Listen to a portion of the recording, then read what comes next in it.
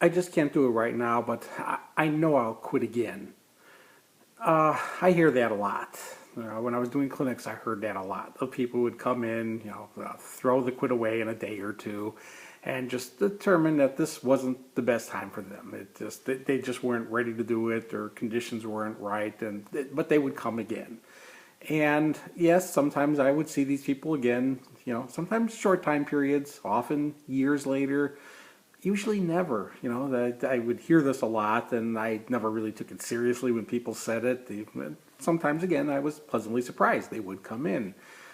One of the most dramatic instances, though, where this occurred, I had a man in the clinic. His name, when I heard it, seemed familiar, but I just didn't place it right away. And on the third day of the clinic, when I was doing my phone calls, and I called to talk to him, and I get somebody answering the phone, and I asked for him by name, and they said, "Well, the judge is on the bench." And I said, "Okay, well, can I talk to John anyway?" I didn't know what they were saying. I didn't realize who he was. Like I say, the name just rang a bell, and they said it again, and then it finally clicked that he was the judge. And he was younger. He was actually at the time, I think, the youngest judge on a federal court at the time in the country. And he was in the middle of kind of a high-profile case, which is why I heard the name. It was in the news. And when I had called the first few days, I was reaching him each time. And this day I couldn't reach him. And when I did finally talk to him later in the day, he said he told me who he was. He said he's in this middle of this big case.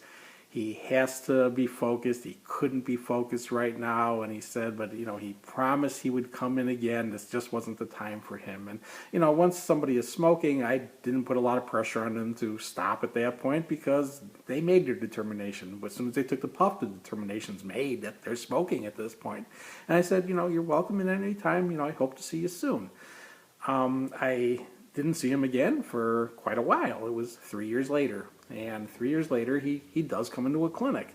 And as I said, most of the times I never see these people again. So, I'm pleasantly surprised when somebody does come in. He quits. He does really well.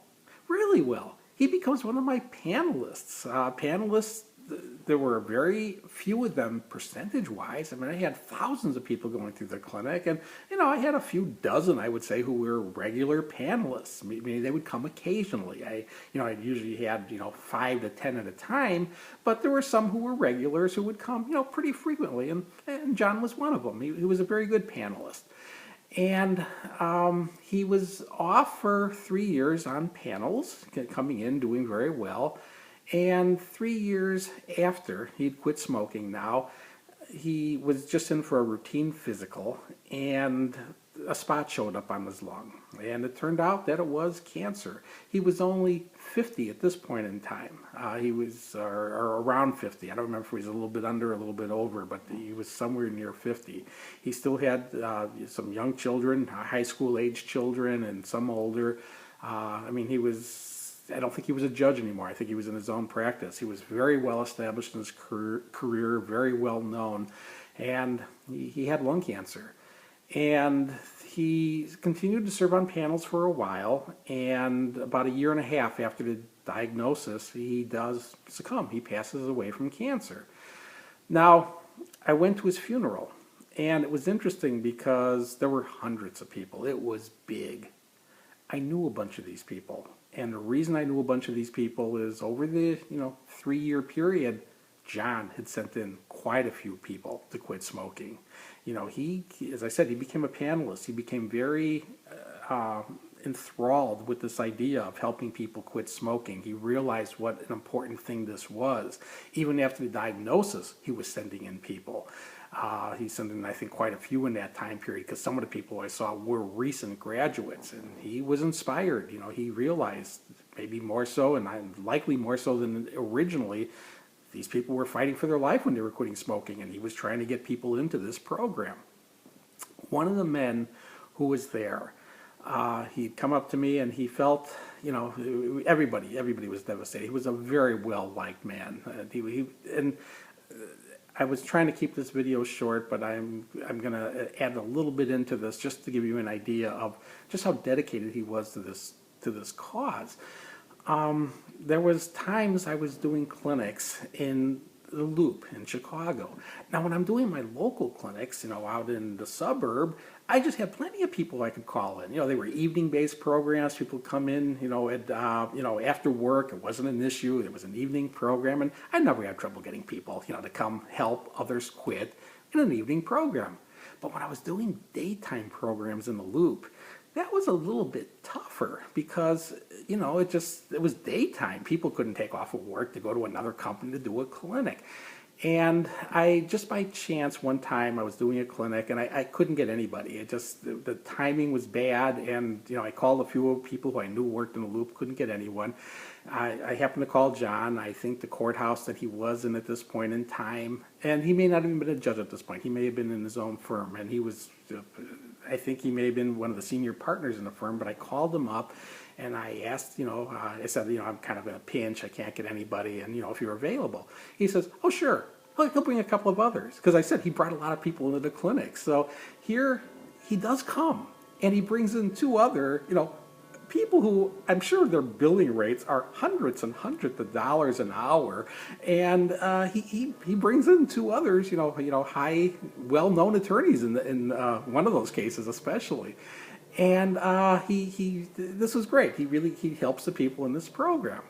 Well, the man who I see at the funeral who comes up to me was one of the guys who came in on that panel with him. And, we were just sharing kind of John's stories, and I said, yeah, he was really great, whenever I needed a hand. I mean, here I knew this guy was really busy, and he made this extra effort. And he says, oh, you don't know.